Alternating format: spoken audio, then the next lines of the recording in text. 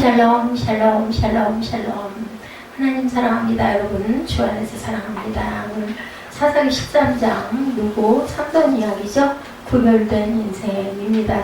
삼손은 그런데 결국은 그 여인에게 빠져서 하나님이 하지 말라는 짓을 했죠. 이방 여자에게 빠져가지고 그만 부모님의 말 안 듣고 또 부모님도 약혼식에 그 블레셋 나라에 가가지고 약혼식을 그 나라 그 의식대로 행하는 그런 내용이 13장 1절에서 25절까지 쭉 나타나 있는데 오늘 본문의 중심은 1절에서 7절이어서 우리 함께 합독했습니다. 13장 전체 한번 불러보죠.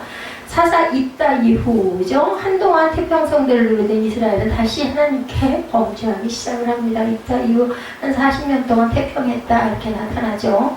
모든 생활 환경과 조건이 좋아지자 이스라엘 백성들은 다시금 하나님의 곁을 떠나 방탕하고 우상을 숭배하는 죄악의 길에 빠져들게 되며 어쩜 이렇게 반복을 할까? 근데 우리 인생이 그렇죠. 그래서 이스라엘은 하나님의 진노를 사게 되고 마침내 블레셋에 의해 지배를 받기에 이르릅니다. 그러기에 40년 이스라엘의 부르짖음을 들으신 하나님께서 이스라엘을 불쌍히 여기시고 다시 구원자를 통해 이스라엘의 고통을 덜어주시려고 계획을 하시죠. 이 놀라운 구원 사역에 부름받은 사역자 바로 누구? 삼손. 이거 너무나 잘 알죠. 삼손 장군 이야기 뭐 영화로도 연극으로도 뭐 아이들 동화로도 엄청 많이 나와서 믿지 않는 사람들도 너무 많이 압니다. 본문에는 삼손의 출생에 대한 예언과 그 예언이 성취되는 장면이 소개되고 있죠. 마노아의 아내와 주의 사자의 만남. 삼손의 어머니 이름이 마노아입니다. 삼손이 출생을 약속합니다. 이제 아이를 갖지 못해서 한나도 그랬는데 마노아의 아내도 그랬죠.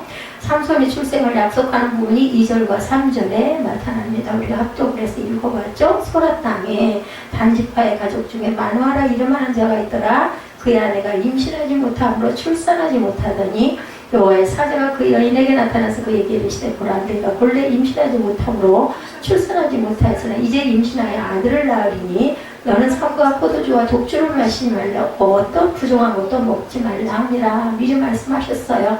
보라 내가 임신하여 아들을 낳으리니 그의 머리 위에 삭도를 대지 말라. 이 아이는 태에서 나옴으로부터 하나님께 바쳐진 나시린이 됩니다. 그가 블레셋 사람의 손에서 이스라엘을 구원하기 시작하리라 하시니 5절이죠. 이에 이 여인이 가서 그의 남편에게 말하 이르되 하나님의 사람이 내게 오셨는데 그의 모습이 하나님의 사자의 용모 같아 심히 두려움으로 어디서부터 왔는지 내가 묻지 못하였고 그도 자기 이름을 내게 이르지 아니하였으며 그가 내게 이르기를 보라 내가 임신하여 아들을 낳으리니 이제 포도주와 독주를 마시지 말며 어떤 부정한 것도 먹지 말라. 이 아이는 태에서부터 그가 죽는 날까지 하나님께 바쳐진 나시린이 됩니다. 하나님께부터 이어진 아이가 나시린이죠. 이렇게 얘기합니다. 이런 역사를 겪죠. 끈질기게 기도했다고 나타나요. 마노아의 아내는 불철주의 하나님께 간구했고 마침내는 하나님으로부터 자녀 출산의 약속을 그냥 받은 게 아니에요. 불철주의와 계속 간구하고 기도했습니다. 끈질긴 기도는 놀랍고 이런 복된 결과를 축복된 결과를 가져다 준다라는 증거이기도 하죠. 누가복음 18장 1절에도 끈질긴 기도가 나타나죠. 예수께서 그들에게 항상 기도하고 낙심하지 않을 것을 비유로 말씀하셨다라고 말씀하고 있습니다. 불임 여성의 기도는 너무나 잘 아는 한나의 기도입니다. 사무엘상 1장 10절에서 11절에 한나가 마음이 괴로워 야훼께 기도하고 통곡하며 그죠. 11절에 서운하여 이르되 약속을 합니다. 하나님께 먼저 만군의 야훼여 만일 주의 여종의 고통을 돌아보시고 나를 기억하사 주의 여종을 잊지 아니하시고 주의 여종에게 아들을 주시면 내가 그의 평생의 꿀을 야훼께 드리고 삭도를 그리 머리에 대지 아니하겠나이다. 이 마노아의 아내에게는 죄 천사가 나타나서 직접 얘기를 했고 한나는 자기가 내 아들을 그렇게 나시린으로 드리겠다 그렇게 맹세를 하는 부분이 나타납니다. 나시린으로 양육할 것을 지시하죠. 4절 5절 우리 아까 읽어봤죠. 독주 먹지 말고 부정한 것도 먹지 말고 그리고 독주를 마시지 말라. 이 두 가지가 나시린의 규례의 대표적인 지시사항이죠. 포도주나 독주를 먹지 말아라. 부정한 것도 먹지 말아라. 이런 거 거룩하고 정결하게 하나님 앞에 흠없는 자로 양육시키라는 지시였죠. 그러니까는 아내에게 엄마에게 너도 더러 부정한 것 가까이 갖지도 말고 먹지도 말고 독주나 포도주가 거의 음료였는데도 그런 포도주나 독주를 술을 마시지 말라는 거죠. 이렇게 하나님의 사역자는 하나님의 거룩하신 일을 감당할 일꾼은 하나님 앞에서 거룩하고 정결해서 흠이 없는 자라야 한다라는 것이 결론입니다. 5절에 하나님 거룩하신 대로 거룩할 것. 레위기 19장 2절에 그가 다윗에게 말하여 이르되 내 아버지 사울이 너를 죽이기로 꾀하시느니라. 그러므로 이제 청하노니 아침에 조심하여 은밀한 곳에 숨어 있으라. 주의 이렇게 와가지고 돕죠. 나시린의 규례는 민수기 6장 2절에 이스라엘 자손에게 전하여 그들에게 이르라. 남자나 여자가 특별한 서원 곧 나시린의 서원을 하고 자기 몸을 구별하여 야훼께 드리려고 하면 구별해서 살아야 된다는 거죠. 먹는 것도 구별해서 먹어야 되고 거룩한 행동을 해야 되고 더러운 건 옆에는 가서도 안 되고 그래서 누구의 몸? 죽은 자의 시체도 만지면 안 된다고 그랬죠. 삼손이 이스라엘의 구원자가 되리라고 예언한 부분이 5절에 나타나 있죠. 그가 구원하리라고 말씀하셨죠. 나라를 만군의 야훼하고 5절에 보니까 나타나 있습니다. 5절 말씀 보니까 그가 블레셋 사람의 손에서 이스라엘을 구원하기 시작하리라 이렇게 말씀했습니다. 장차 이스라엘을 블레셋에서 선악에서 구원할 구원자로 삼손을 누가 하나님께서 예비하셨다는 거죠. 당시 이스라엘은 40년 동안 블레셋의 압제하에서 모진 고통을 당하고 있었기 때문에 부르짖어 기도하지 않을 수가 없었겠죠. 우리도 정말 기도 안 하면 이거 죽을 것 같다 하면은 뭐 밤낮으로 기도하지 않겠습니까? 이런 상황에서 하나님은 이스라엘 백성들을 철저한 간구를 들으십니다. 비록 이스라엘이 범죄하여 하나님 곁을 떠났고 지금은 당신의 진노 아래 있지만 이스라엘 백성들의 간구를 들으신 하나님께서 더 이상 이스라엘의 구원을 미룰 수가 없으셨어요. 마음이 안타까워서 비록 죄악은 죄는 밉지만 회개하는 하나님의 백성을 그대로 외면하실 수 없었던 것이 하나님의 사랑이 하나님의 마음이죠. 이렇게 하나님은 죄악에 대해서는 무섭게 진노하시는 분이고 회개하는 자녀들에게 향해서는 아낌없는 은혜를 베푸는 자비하신 하나님이시다. 공의로운 하나님이시기도 하죠. 신명기 32장 4절에 그는 반석이시니 그가 하신 일이 완전하고 그의 모든 길이 정의롭고 진실하고 거짓이 없으신 하나님이시니 공의로우시고 바르시도다. 그래서 아들까지 공평하게 내 아들이라고 해서 예외가 없었죠. 자비로운 하나님에 대해서 출애굽기 34장 6절에 나타납니다. 야훼께서 그의 앞으로 지나시며 선포하시되 여호와라 여호와라 자비롭고 은혜롭고 노하기를 더디하고 인자와 진실이 많은 하나님이다. 이렇게 증거합니다. 만호의 첫 번째 간구가 11절에서 14절에 그 누구예요? 삼손의 아버지죠. 만호가 죽게 기도합니다. 주의 사제를 통해 자녀의 잉태의 약속을 받았다는 아내의 이야기를 자녀들은 만호하는 하나님께 다시 기도해 여기는 그 삼손의 아버지가 또한 믿음이 대단했던 것 같습니다. 그리고 그 아이를 어떻게 키워야 할지를 다시 반복해서 묻는 부분이 12절에 나타나 있죠. 13장 12절 우리 잠깐 볼까요? 마노아가 이르되 이제 당신의 말씀대로 되기를 원하나이다. 이 아이를 어떻게 기르며 우리가 그에게 어떻게 행하리까? 그랬더니 13절에 야훼 사자가 마노아에게 말씀하죠. 내가 여인에게 말한 것들을 그가 다 삼가서 포도나무의 소산을 먹지 말며 포도주와 독주를 마시지 말며 어떤 부정한 것도 먹지 말고 내가 그에게 명령한 것을 다 지킬 것이라 하시니라. 이렇게 말씀을 합니다. 제가 아까 잠깐 그런 생각을 했어요. 하나님은 다 때가 있으시구나 하는 생각을 했습니다. 왜냐하면은 만약에 지금 같은 나이에 제가 그 바울 전도사하고 결혼을 했고 그 사람이 믿지 않는 사람이었다면 아이고 뭐 택도 없었겠다는 생각이 들더라고요. 내가 예수 믿고 그리고 주의 종이 되고 이런 부분들이 그렇게 어렸을 때 정신 없었을 때 그렇게 하나님의 은혜를 받아가지고 변화가 되게 그렇게 만들고 신학을 하게 했으니 망정이지 저렇게 고집세고 저런 자기의 그 주장이 강한 지금 이맘때 내가 만약에 그 사람하고 결혼을 했더라면 하나님의 나라를 내가 가까이 갈 수가 있었을까? 뭐라 그러더랄까, 거기에 매여가지고, 사람들이 부담스럽게 예배에 매여서 그렇게 해가지고는 안 된다라는 식으로 그 얘기를 하는 걸 들으면서 나중에 든 생각이, 와, 하나님께서는 때를 아셨구나 하는 생각이 들더라고요. 하나님의 뜻과 의를 이루기 위해 그러면서 이제 애써 생각을 했어요. 그래도 참 우리 김종국 집사는 착하구나 하는 생각이 또 들더라고요. 보니까 그래도 끄덕끄덕 오히려 좋아할 수도 있을 것 같아요. 자기 혼자만의 오붓한 시간을 또 즐길 수도 있지 않을까. 저는 그전부터 그 생각은 들었는데 바울 전도사 오늘 얘기하는 걸 보면서 와 진짜 이 사람 밤에 교회 간다고 예배드리고 간다. 그때는 뭐 정신없이 함께 다녔으니까 애를 둘러매고 지금 만약에 내가 막 이렇게 예배를 계속 드리고 이런다고 그러고 그 사람이 만약에 은혜를 받지 않고 구원을 못 받았더라면 와 택도 없었겠다 이런 생각이 들더라는 거죠. 그래서 참 감사하다는 마음을 마음속으로 먹었습니다. 아직도 제가 들댔어요. 그런 말을 하거나 말거나 그냥 느긋하게 굴어야 되는데 계속 거기에 그 대항을 했던 게 그 후회가 돼요. 그냥 그런가 보다 하고 넘어갔어야 되는데 하나님의 뜻과 의를 이루기 위해서 간절하게 기도하는 만화의 기도를 하나님이 외면하실 리가 없었다. 우리는 간절하게 기도할 때 하나님께서 듣고 항상 응답을 하신다라는 것. 이렇게 하나님은 당신의 나라와 의를 구하는 기도에는 반드시 응답을 하십니다. 바로 이것이 또한 기도 응답을 받는 비결이기도 하다. 하나님께 직결되는 부분은 하나님께서 대답을 안 하실 수가 없죠. 주의 나라와 의를 구하라 보죠. 마태복음 6장 33절에 그런즉 너희는 먼저 그의 나라와 그의 의를 구하라. 그리하면 이 모든 것을 너희에게 더하시리라. 구했을 때는 너희의 원한 것까지 더해서 해주신다. 기도 응답의 비결에 대해서 욥기 8장 5, 6절에 내가 만일 하나님을 찾으며 전능하신 이에게 간구하고 청결하고 정직하면 반드시 너를 돌보시고 내 의로운 처소를 평안하게 하실 것이다 라고 말씀합니다.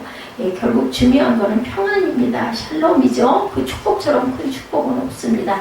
지시에 순종하라고 또한 명령하죠. 13, 4절에 만화의 기도를 듣고 다시 온 하나님의 사자는 만화에게 나시린 규례를 다시 반복해서 얘기해 주죠. 그 가운데서 특별히 아까 우리 읽었죠. 독주와 포도주를 금하라는 지시를 강조적으로 반복해서 얘기했는데 왜 그랬어요? 삼손이 결국 술에 취해가지고 그죠? 다 실토를 하는 그런 그건 실수를 범합니다.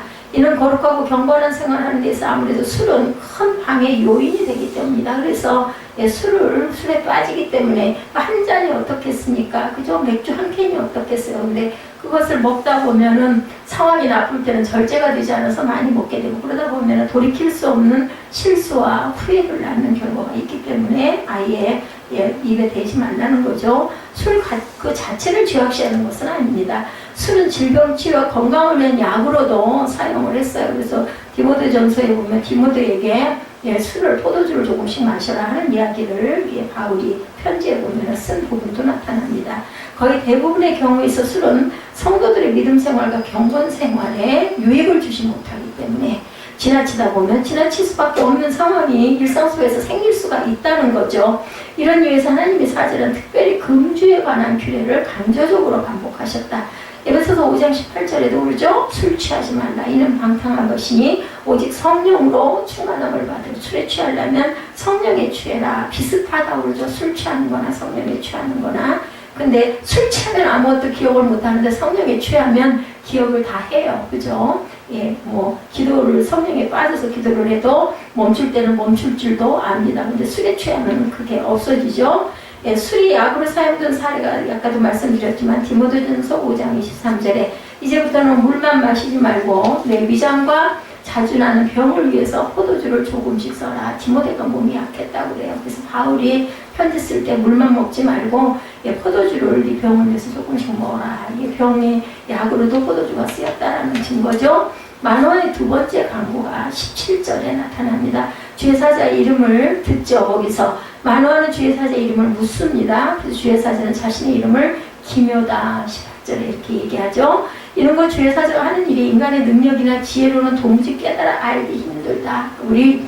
우리말 얘기할 때 한 문자 그만 대동하고 그래도 거참 묘해하고 얘기하잖아요. 기묘하다라는 얘기예요. 그죠? 알 수가 없다. 결국 이 이름은 하나님의 지혜와 능력의 부요함을 보여준과 동시에 인간의 능력의 유한함, 한계성을 보여주는 하나님의 거룩한 이름이 바로 기묘자입니다. 정녕 하나님의 지혜와 능력은 인간의 유한한 지혜로는 충분하게 깨닫기가 어렵다라는 거죠. 그래서 우리가 성경을 모르겠어요. 저는 매일 구약 속에서 헤매다 보니까 어떨 때는 이거 말씀 같이 나누지 않았나? 증거 안 했나? 그 말씀이 그 말씀인 것 같고 그래서 다시 한번 막 들여다보고 우리 예배 이게 본문 이게 맞아? 확인할 때가 너무나 많습니다. 기억력이 쇠퇴해서 그런 부분도 있겠지만 그래서 성경 전체를 외우는 사람은 없다고 그러죠. 아무도 없다고 합니다. 그래서 우리는 하나님의 깊고 오묘하신 역사를 뭘로? 아멘으로 뭘 보고? 성경을 보고. 뭐 어떻게 해요? 안 보고 설교할 수 있으면 더 좋을 거고 외울 수 암송할 수 있으면 좋겠지만 안 되면 복을해도 읽어야 되지 않겠어요? 입술로 고백이라도 해야 할 줄로 믿습니다.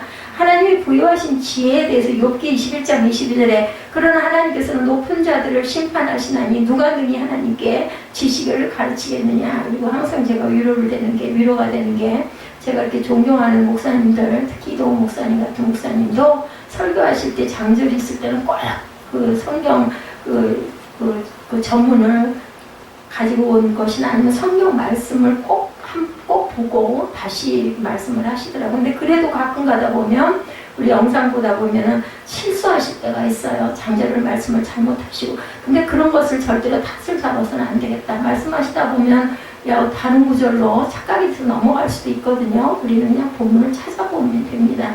인간의 능력이 한계에 대해서 야고보서 4장 14절에 내일 일을 너희가 알지 못하는도다. 너의 생명이 무엇이냐. 잠깐 보이다 없어지면 안 되죠. 우리는 정말 어느 순간 어떤 일이 일어날지 정말 아무것도 모르기 때문에 우리는 살아있다는 것 자체가 저는 늘상 기적이라는 생각을 해요. 이 나이까지 이렇게 내가 그래도 그저 굶지 않고 그리고 하고 싶은 걸 하면서 열심히 지금까지 살아온 거, 지금 환경이 비록 열악하다 아니면 뭐 정말 누군가 나를 굉장히 온전히 보지 않고 무시하는 경향이 있다. 참 자괴감이 심할 때가 있습니다. 스스로 생각해도. 그래도 그나마 이것도 못 누리는 사람, 내 이 나이에 나만큼도 그죠? 누리지 못하고 안식하지 못하는 사람은 얼마나 많을까 생각을 하면 너무너무 감사하다는 생각.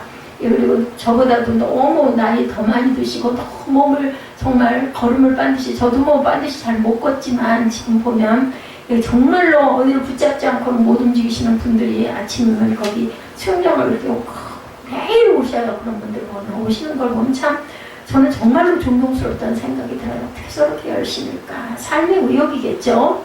주의 사자가 하늘로 사라집니다. 20절, 21절에 주의 사자는 자신의 이름을 밝힌 후에 하늘로 사라집니다. 이에 마노아 부부는 비로소 주의 사자가 하나님인 줄을 알고는 크게 두려워합니다. 이제 나는 죽었구나. 하나님을 직접 보면 죽는다고 그러죠. 죄와 육신을 입은 자가 거룩하신 하나님을 볼 경우에 죽음을 피할 수 없었기 때문입니다. 이처럼 부정한 죄인은 죄의 사함을 입지 않고는 하나님 앞에 설 수 없다. 그래서 예수님이 우리의 죄를 사하시기 위해서 십자가에 돌아가셔서 우리가 그나마 기도나만 할 수 있고 부활의 몸이 되었다라는 것을 절대 잊지 말아야 되겠다. 우리가 그리스도를 통해 구속의 은총을 입어야 하는 이유가 바로 여기에 있습니다. 하나님을 본 자는 죽는다고 이사야 6장 5절에 나타나죠. 그때 내가 말하되 화로다 나여 망하게 되었도다. 나는 입술이 부정한 사람이요 나는 입술이 부정한 백성 중에 거주하면서 만군의 야훼신 왕을 배웠습니다. 하더라. 누가복음 5장 8절에도 같은 내용이 나옵니다. 사죄의 은총에 대해서 8장 1, 2절에 그러므로 이제 그리스도 예수 안에 있는 자에게는 결코 정죄함이 없다고 말씀하죠. 이는 그리스도 예수 안에는 생명의 성령의 법이 죄와 사망의 법에서 너를 해방했다. 우리를 해방해 주려고 주님께서 십자가에 대신 못 박혀 돌아가셔서 우리 죄를 사해 주셨다. 약속이 성취됩니다. 주의 사자가 사라진 지 얼마나 기간이 지난 후에 마노아의 아내는 삼손을 낳았습니다. 24절에 나타나죠. 13장 우리 24절 잠깐 볼까요? 그 여인이 아들을 낳음에 그 이름을 삼손이라 하니라. 그 아이가 자라매 야훼께서 그에게 복을 주시더니 소라와 에스다올 사이 마하네단에서 야훼의 영이 그를 움직이기 시작하셨더라. 하나님께서는 이렇게 계획하시고 그죠? 그렇게 아이 못 낳는 가정의 여인에게 기도하는 자들에게 가서 다 성취를 이루십니다.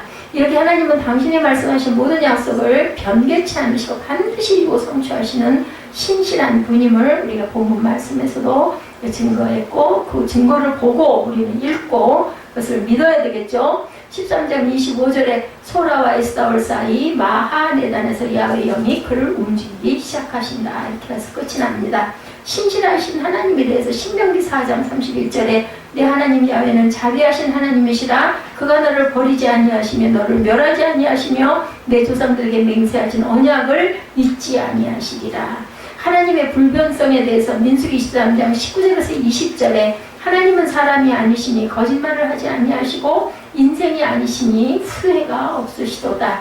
어찌 그 말씀하신 바를 행하지 아니하시며 하신 말씀을 실행하지 않으시랴. 20절이죠. 내가 축복할 것을 받았으니 그가 주신 복을 내가 돌이키지 아니하리라. 민수기 13장 19절에서 20절입니다. 그래서 사사기 13장의 결론은 하나님은 이스라엘을 블레셋으로부터 구원하시기 위해서 누구를 삼손을 마노아의 집안에 보내죠. 기도하는 집안에. 이처럼 하나님의 역사는 소수의 신실하고 택함받은 믿음의 용사들에 의해서 움직여 나아간다. 많은 인원들이 아닙니다. 소수. 그러므로 우리는 이런 영광스러운 판일을 끼는 축복의 사람들이 되도록 노력하고 기도해야 되겠다. 이게 13장의 결론입니다. 그래서 오늘 구별된 인생에 대해서 우리 잠깐 살펴봅니다. 성경에는 수많은 믿음의 사람들이 우리가 대충 알기에 출애굽의 영웅 누구 모세로부터 시작해서 태양을 멈추게 했던 여호수아, 그렇죠? 전장에 나갔을 때 태양이 거기서 넘어가서 깜깜해지면은 절대로 적군을 이길 수가 없어서 기도했더니 태양을 붙들어 놓으셨죠. 골리앗을 물맷돌로 쓰러뜨린 다윗, 그죠? 많은 기적을 행하며 하나님의 뜻을 행하다가 불병거를 타고 승천한 엘리야 등과 같은 선지자들도 있었습니다. 이런 수많은 영웅 가운데 힘이 센 사람으로 기억되는 사람은 오늘 본문의 주인공인 삼손 장군이죠.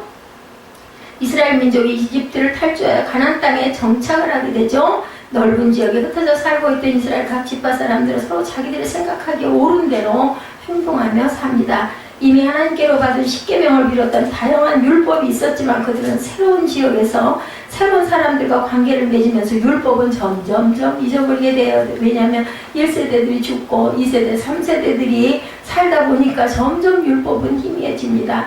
그렇지만 하나님께서는 이스라엘 민족의 죄가 커지는 것을 절대로 기뻐하시고 그냥 바라보실 수가 없었다. 그들의 죄가 점점 커지게 되면 하나님께서는 이웃에 있는 이방 민족을 들어서 이스라엘을 벌하시고, 그죠? 그 소나기에 두시죠. 그러면 또 고통에 빠진 이스라엘은 누구를 찾을 수밖에 없어요. 하나님을 찾게 되고, 그럴 때마다 하나님께서는 사사라고 하는 이스라엘 민족의 지도자들을 세우셔서 12장까지 계속해서 그렇게 사사들의 그 이름들이 쭉 열거가 되죠. 그들의 문제를 해결하게 하시고 이스라엘에게 은혜를 베풀어 주십니다. 왕이 없던 시대를 사사기, 암흑의 시기라고도 얘기를 합니다.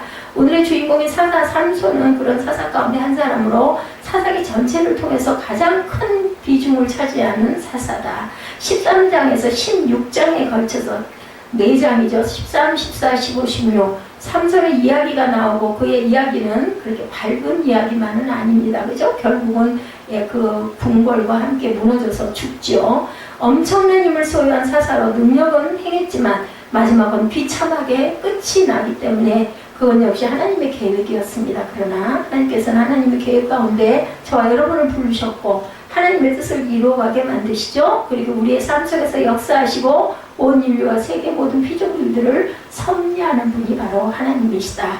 하나님께서는 단 한 번도 실수하신 적이 없으신 완전한 하나님이십니다.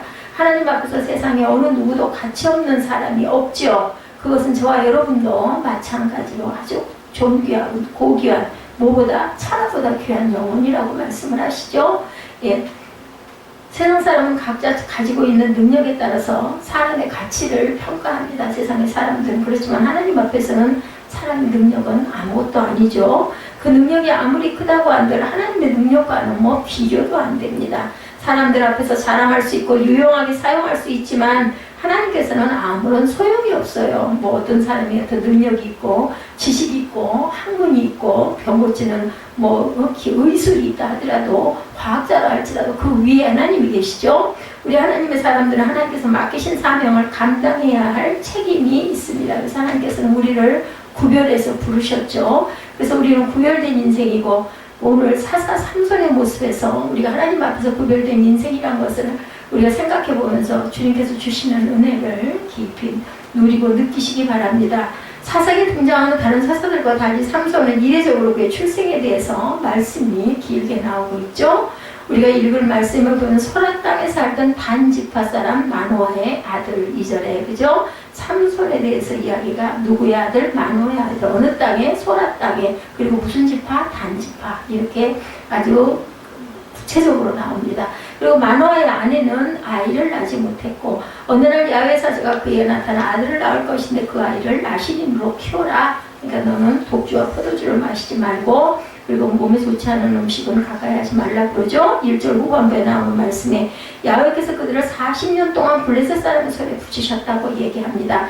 단지파 가나안 땅에 정착하여 얻은 땅은 동쪽 끝지역이었기 때문에 블레셋의 침공으로 인해 가장 큰 피해를 입었던 지파였습니다. 그래서 하나님의 심판으로 블레셋으로부터 어려움을 겪던 단지파 사람들은 하나님께 더 깊이 부르짖을 수밖에 없죠. 가장 가까이 있었기 때문에. 그런데 그들이 부르짖기 전에 하나님께서는 삼손을 단지파 가운데 보내셨다는 사실을 증거하고 있습니다. 사람들은 어려움을 만나거나 힘든 일이 생기면 먼저 누군가가 도와주기를 바라죠.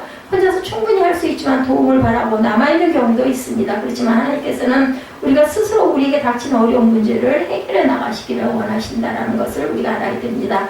그리고 그 일을 이루도록 도우시는 분이 바로 우리의 하나님 아버지시다. 하나님께서 예수 그리스도를 보내주신 것도 마찬가지죠. 우리가 믿음으로 고백하지 않으면 결코 하나님께 나아갈 수 없다. 그래서 네 의지다 얘기합니다. 네가 구하고 믿고 그죠? 그리고 기도했을 때 내가 내게 응답하리라고 말씀하죠. 준비하고 계시는 거예요. 부르기를. 그렇지만 우리가 하나님께 나아갈 때 예수님을 통해 구원의 길에 들어가게 되는 것, 하나님께 구했을 때 하나님께서는 로봇을 조종하듯이 우리를 절대로 움직이는 분이 아니시다. 자유의지대로 하게 하죠.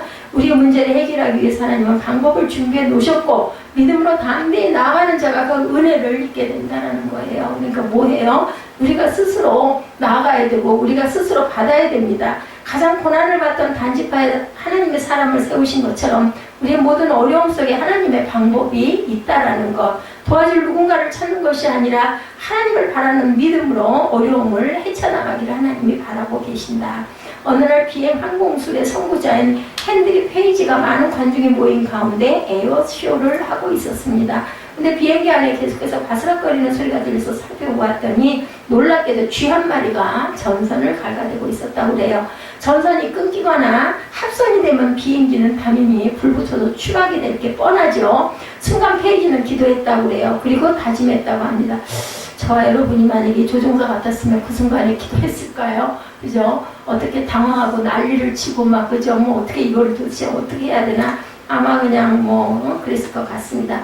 모든 것을 그분께 맡기자. 그리고 더 높이 날아오르자. 이렇게. 그래서 중요한 게 순발력이 중요할 것 같아요. 보면은 먼저 기도. 그죠? 그 모대에 있기 때문에 기도를 할까요? 습관화되어 있기 때문에 먼저 기도했으리라고 생각합니다.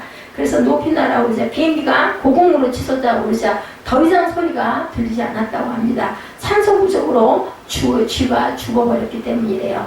우리의 삶의 비행도 전선을 갉아대는 쥐들로 협박을 받을 때가 많다. 그죠? 그럴 때 우리는 더 이상 쥐들이 갉아대지 못하는 높은 곳으로 올라가야 된다. 어디로? 하나님께 나아가라는 뜻을 이렇게 비유로 말씀합니다. 거기에 승리와 평안이 분명히 있다. 남들을 의지할 것이 아니라 내가 해야지 해결할 수가 있다는 생각을 꼭 해야 된다. 하나님께서는 문제 속에서 해결책을 두시기 때문에 기도하고 우리 스스로가 해결해 나가도록 또한 그 일을 위해서 우리를 부르셨다는 거예요. 근데 우리가 한 가지 명심해야 할 것은 하나님께서 우리에게 하나님의 일을 맡기실 때는 구별된 모습을 가져야 된다는 것이 중요합니다. 하나님께서 우리를 구별하셔서 하나님 일을 감당하게 하셨기 때문에 우리는 그 구별된 모습을 스스로 지켜나가야 한다. 다르게 살아야 되겠죠? 어떤 사람과 똑같아서는 안 됩니다. 삼손의 실패 원인이 바로 여기에 있었습니다. 오늘 본문 5절에 이 아이는 태에서 나옴으로부터 하나님께 바치온 나시린이 됨이라고 분명히 말씀하셨죠? 하나님께서 보내신 사람은 하나님께서 요구하시는 삶을 살아야 합니다. 구약에 보면 나시린 제도가 나와 있죠. 나시린은 어떤 특별한 봉사를 목적으로 금욕을 서원하여 다른 사람과 구별되게 하여 자신을 하나님께 드리는 사람들을 이야기합니다. 이런 나시린은 임시직과 종신직 두 가지가 있어요.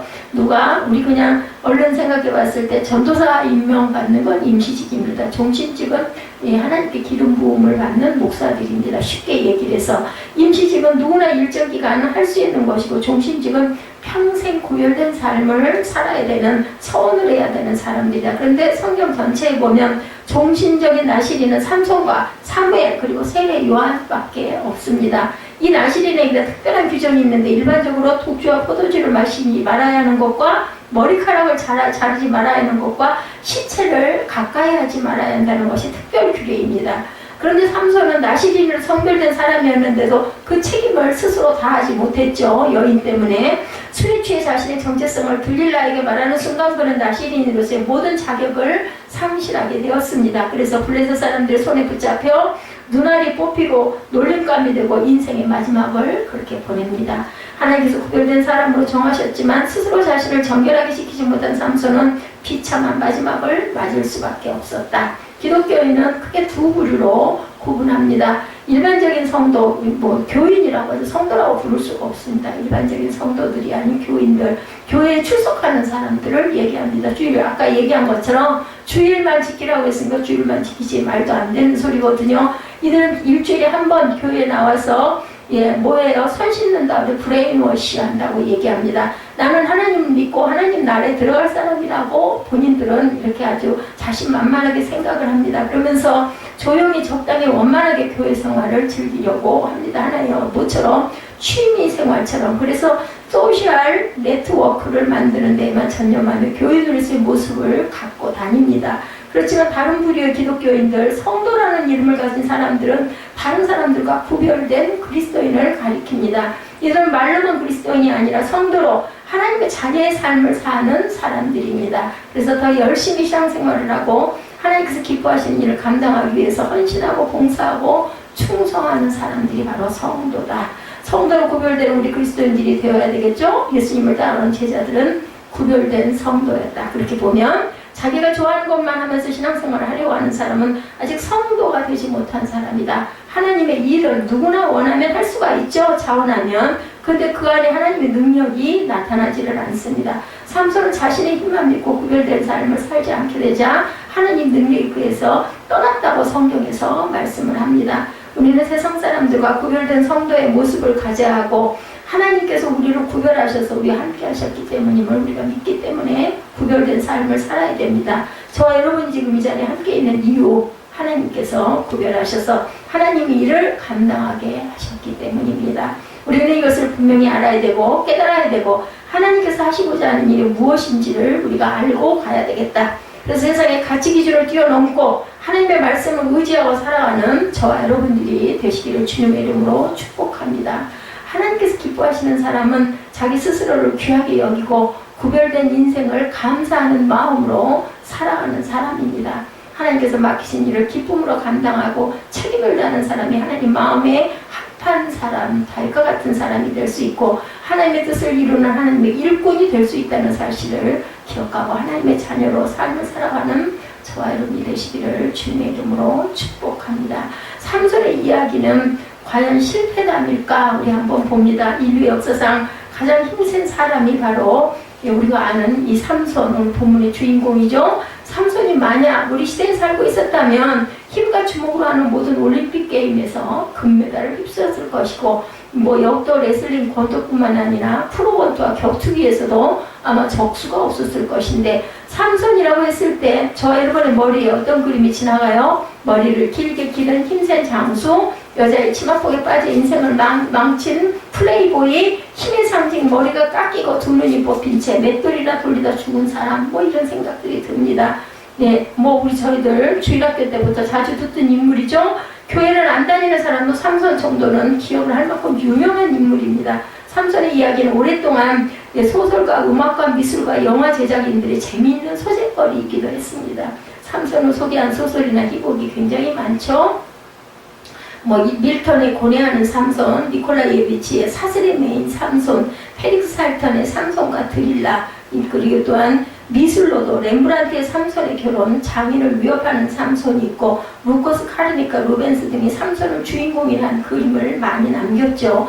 음악가로는 핸델, 루빈 골드마코, 니콜라스 니보코프가 삼손을 주제로 한 곡을 남기고 그 외에도 삼손은 영화, 연극, 뮤지컬, 발레 등 모든 예술 분야에 관심이 되기도 했던 엄청나게 많은 부분에 삼손이 차지합니다. 이만큼 알려진 인물임에도 불구하고 삼손이 가지고 있는 신학적, 복음적 의미를 알고 있는 사람은 많지가 못한데 삼손을 신학적으로 제대로 해석해놓은 책도 많지가 않다고 합니다. 사사기 저자는 삼손 한 사람 이야기를 다루기 위해서 넉 장을 아까 말하는 것처럼 13, 14, 15, 16장, 4장, 4장의 분량을 할애합니다. 그만큼 중요한 인물, 우리가 지난 12장에서도 보면은 나온 사사들이 2줄, 1줄 나오고 많은 사사도 많죠. 삼손의 사건을 통해서 하고 싶은 얘기, 보여줄 메시지가 많다라는 뜻입니다. 그만큼 여러 장을 할애한 것은 하나님께서 삼손을 사서로 나사일로 불러주셨는데 그는 구제불능 바람둥이로 살다 죽었다. 너희는 그러지 말아라 하는 이야기를 하기 위해서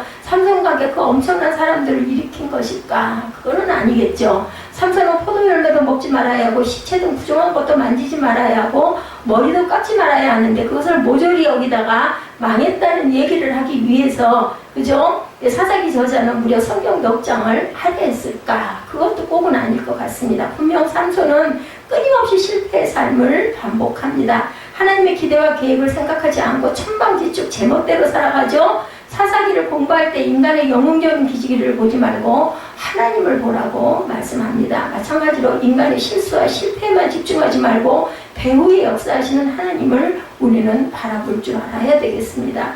반복되는 실수와 실패에도 불구하고 기다려주시고 인내하시고 언젠가는 승리하고 일어설 것을 믿어주시고 바라봐주시는 하나님의 사랑을 우리가 볼 수 있어야 되겠다. 사사기의 진정한 주인공은 하나님이십니다. 역사의 주인은 하나님이시죠. 삼손 드보라의 연출가는 바로 하나님이시라는 것. 삼손의 이야기는 힘센 영웅의 실패됨이 아니라 가장 큰 자가 쓰러질 때 넘어지는 소리도 컸지만 다시 일으켜 세우신 하나님의 사랑도 얼마나 큰 것인가를 성경은 보여주고 있다는 것. 그래서 끝까지 인내하고 사사기를 읽은 독자들에게 마지막 죽음으로 원수를 그 신전을 무너뜨리고 원수를 무찌르기 시작하는 삼손의 마지막 미션의 수행을 우리에게 보여주죠. 그뿐이 아니고 역사가 그런다면 하늘의 눈으로 하나님의 미션으로 지나간 시대에 믿음의 영웅들을 우리에게 소개하는 신약의 책이 나오죠. 히브리서 11장 믿음장이죠. 거기 믿음의 전당에 오르는 하늘의 영웅들의 이름이 나오는데 삼손이 그 반열을 같이 하고 있습니다. 사무엘, 다윗, 기드온과 어깨를 나란히 하고 우리에게 삼손이 거론이 됩니다. 너는 위대하신 하나님의 은혜를 믿어라. 하나님의 사랑은 너희 실수보다 크다. 하나님의 은혜는 너희 실패보다 크시다 라고 증거합니다. 하나님은 나같이 못난 자 실수투성이도 한번 선택하셨으면 절대로 버리지 않으신다라는 거. 내가 한번 넘어졌다고 신앙의 걸음을 포기하지 말아라. 하나님은 다시 너를 일으켜 주실 것이다. 하나님은 너의 약점까지도 품어주신다고 말씀을 하시죠. 하나님의 손은 절대로 우리가 놓지 말아야 됩니다. 인생의 마지막 순간까지 하나님을 의지해라. 삼손은 오늘 우리에게 승리의 메시지를 이렇게 전해줍니다. 저와 여러분은 이스라엘이 가장 약해져 있을 때 가장 강력한 사사를 보내주셨던 하나님의 사랑의 품을 알고 인내하고 그리고 그 안에 들어갈 줄 알아야 되겠다. 삼손과 기묘자가 나타나죠.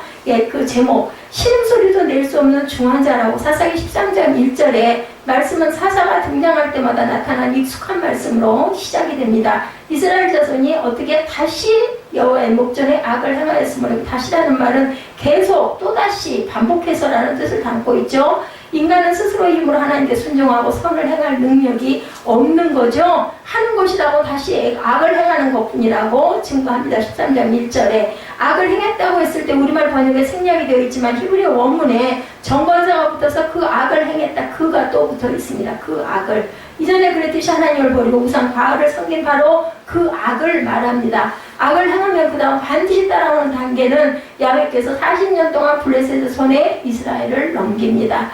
여기 40년은 이스라엘이 안식을 누리지 못하고 이방을 섬긴 고통의 기간을 말하는데, 지금까지 있었던 압제와 고통의 기간 중 가장 긴 기간, 가장 불어난 숫자가 바로 40년, 40이라는 숫자가 특별한 의미가 있다고 얘기했죠. 광야 40년, 그리고 또한 예수 그리스도의 광야에서 생활을 금식 기간이 40일, 그죠? 입다 때 고통의 기간이 18년, 사사로 일한 기간은 6년, 고통과 사사의 사역 기간이 역전되더니 압제와 고통의 기간이 시몬이 나타날 무렵에 40년으로 늘어나 있었다. 사사기 사이클에서 첫 번째 범죄, 두 번째 고통, 그 다음 세 번째 단계는 회개와 부르짖음, 이렇게 반복이 되죠. 그러나 삼손 시대에는 백성이 부르짖었다는 표현이 어디에도 보이지를 않습니다. 그 앞에 12장까지 사사기에는 계속 단계가 범죄, 고통, 회개, 부르짖음이었는데 여기 13장 삼손 시대에는 부르짖었다는 표현이 없습니다. 이제 아무리 고통이 찾아와도 하나님을 찾지 않을 만큼 이스라엘의 영적 상태가 심각해졌다는 뜻입니다. 전쟁터 한 기지에 포탄이 떨어져서 순식간에 아수라장이 되겠죠. 군의관 들고 간호사들이 도착해보니 팔이 달아난 사람, 다리가 떨어져 나간 사람, 눈을 잃은 사람, 얼굴이 깨진 사람, 나를 살려달라고 모두 다 아우성을 칩니다. 그런데 머리끝부터 발끝까지 성한 곳이 하나도 없이 피범벅이 되어 부르짖지도 못하고 겨우 코끝에 가녀린 숨만 헐떡여리는 사람이 있었다고 합니다. 바로 이 모습이 지금 이스라엘의 영적인 모습입니다. 맥박이 멈춰가고 있고 체온이 떨어지고 호흡이 멈춰져가는 상태, 이 상태에서 부르짖을 수도 없었다는 거예요. 언제나 그렇죠. 기도할 힘이 남아있는 사람은 살아있는 사람이에요. 기도도 할 수 없는 사람은 죽은 사람이죠. 부르짖기 시작할 때 구원의 길은 열리고 있다는 것을 우리가 알아야 됩니다.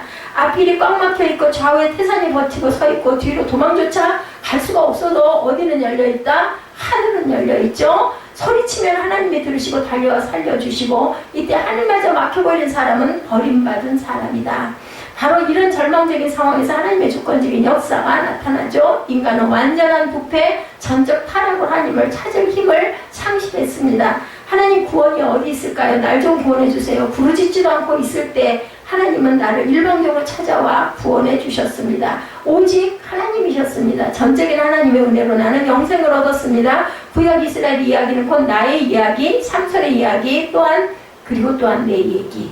그리고 바로 이런 시대에 이런 절망적 상황에서 하나님의 강력한 역사가 나타나죠. 하나님의 무조건적인 은총을 보여주기 위해 등장하는 사사가 바로 삼손이었다. 이스라엘 백성들 중에 군대를 모아 블레셋을 대적할 수 있는 상황이 아니었습니다. 오히려 반대로 이스라엘 유다 지파가 자신의 손으로 사사를 붙잡아 원수 블레셋에게 넘겨주기까지 했다고 그래요. 그래서 하나님은 모든 전투를 혼자 싸워야 하는 도플 장군을 보내신 것이 바로 삼손이었다. 삼손은 한 번도 군대를 이끌고 싸우질 않았습니다.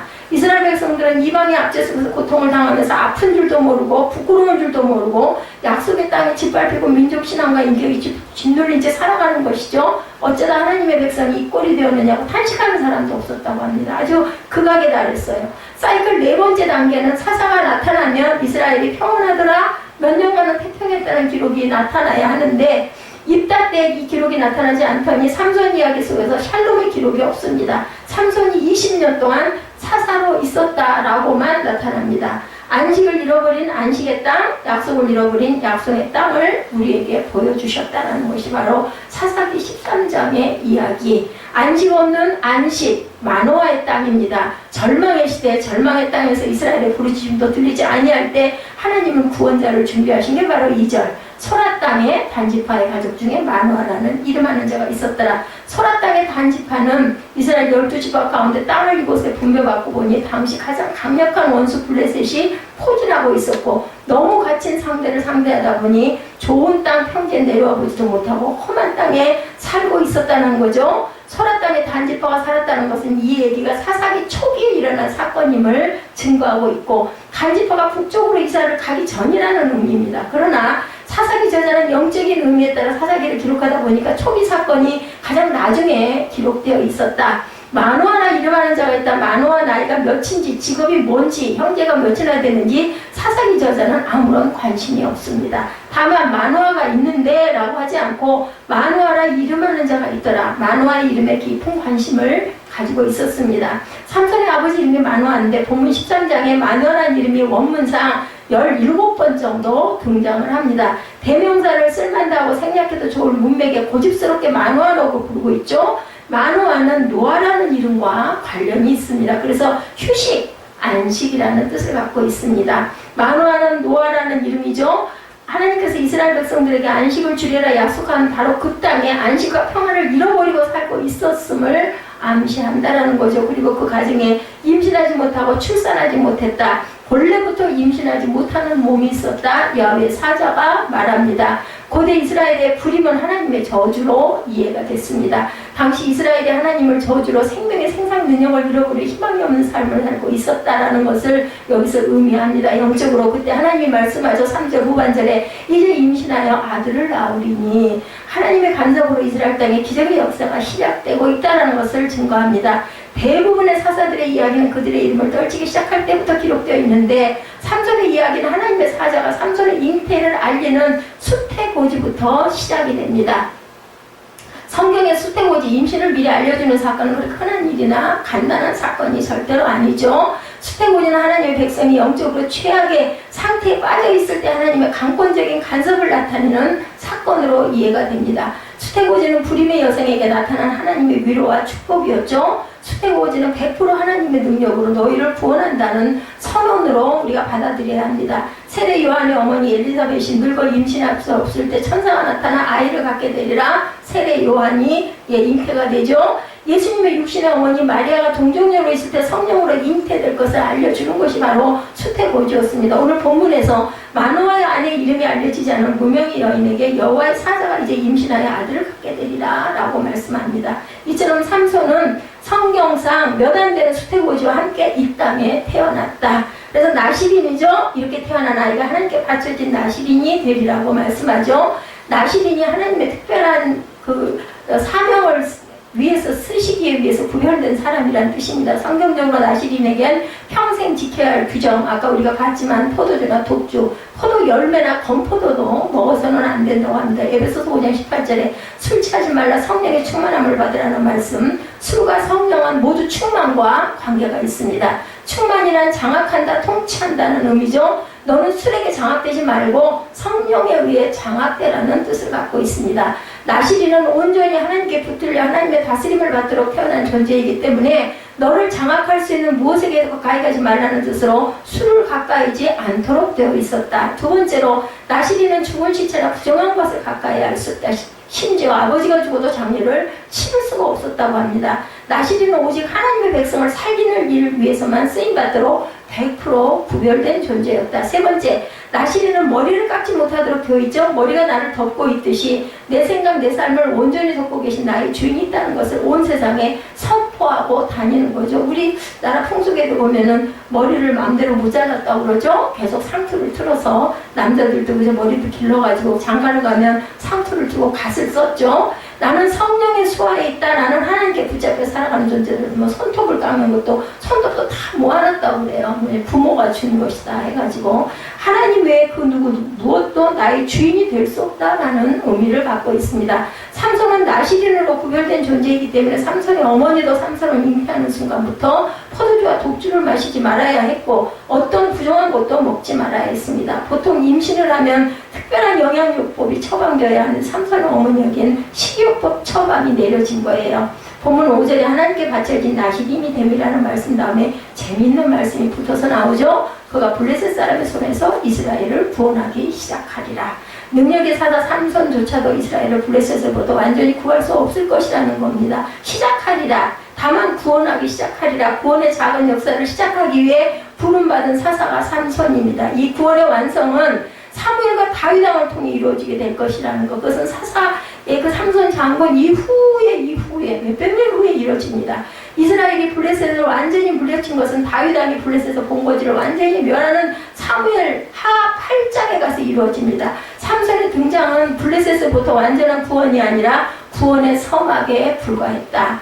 이스라엘이 하나님의 은혜로 평온한 나라를 보내다가 하나님을 잊어버리고 악을 행하죠. 하나님은 그들을 이방의 손에 넘겨 고통을 겪게 합니다. 그러면 하나님께 돌아와 살려달라고 부르짖죠. 그때마다 하나님은 그들을 살려줍니다. 이게 정상적 사이클. 그러나 삼손의 시대에는 이스라엘의 응급환자실, 중환자실에서 산소호흡기를 끼고 숨만 할딱거리는 상태로 죽어 있었다는 거죠. 그때 삼손이라는 나시린을 통해서 범죄하고 이방인의 손에 묶여지고 하나님께 부르짖고 하나님의 기도를 들으시고 다시 쓰시는 사이클을 겪게 되는데 이 사건을 통해 하나님의 인내와 사랑, 그의 은혜와 능력이 얼마나 놀라운 것인가를 우리에게 보여주고 있는 것이 삼손의 일생입니다. 그래서 기묘자 다섯 번째는 절망의 시대, 절망의 땅, 불임의 가정에 찾아온 여호와의 사자에게 삼손의 아버지 마노아는 감격하여 염소 새끼를 잡아 대접하겠다고 말합니다. 그때 야훼께서 사자는 내가 그 음식을 먹지 아니하리라. 정이 번제 후에 드리려면 오직 야훼께 드려야 할 것이다. 이렇게 그 사자가 얘기합니다. 마노아가 염소 새끼와 소지물을 드렸더니 불꽃이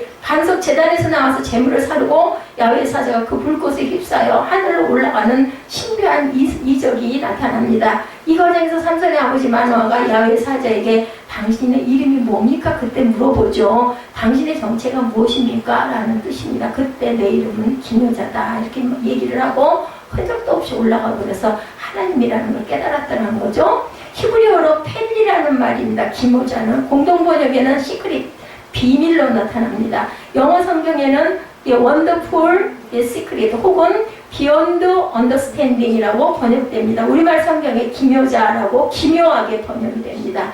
비욘드 언더스탠딩, 우리가 도무지 이해할 수 없는 비밀스럽고 기묘한 역사를 삼손을 통해 이루어갈 것이다. 여기 기묘란 강력한 능력의 신비라기보다는 강력한 하나님의 사랑, 은혜의 신비를 말하고 있다. 버려야 할 백성들을 포기하지 아니하시고 그토록 끝까지 사랑하시는 그 이유는 하나님의 사랑의 비밀, 기묘라는 뜻입니다. 하나님의 그 엄청난 영이, 여호와의 영이 범죄하고 타락한 삼손에게 임해서 함께 하시고 기어이 하나님의 계획과 사명을 완수케 하시는 그 이유는 하나님의 계획이고 사명을 완수케 하시는 그 하나님의 섭리의 비밀이다. 그것이 바로 기묘입니다. 그래서 삼손의 이야기는 힘센 영웅의 이야기도 약점과 실수로 쓰러지는 한 사람의 이야기도 아닌 허물 많고 실패를 반복하는 삼손 곁에서 그의 손을 잡고 동행해 주시고 기다리고 인내하시고 성공하도록 도와주시는 하나님의 은혜의 비밀의 이야기라는 뜻입니다. 이것이 바로 기묘입니다.